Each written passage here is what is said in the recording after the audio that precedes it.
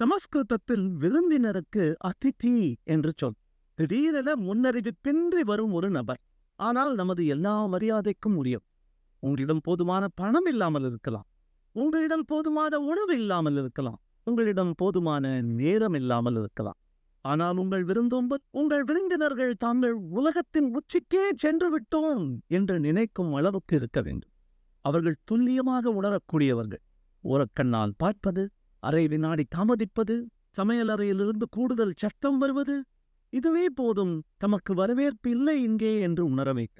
திருவள்ளுவர் அவர்களை உணர்திறன் வாய்ந்த அனிச்சம் மலர்களுடன் ஒப்பிடுகிறார்.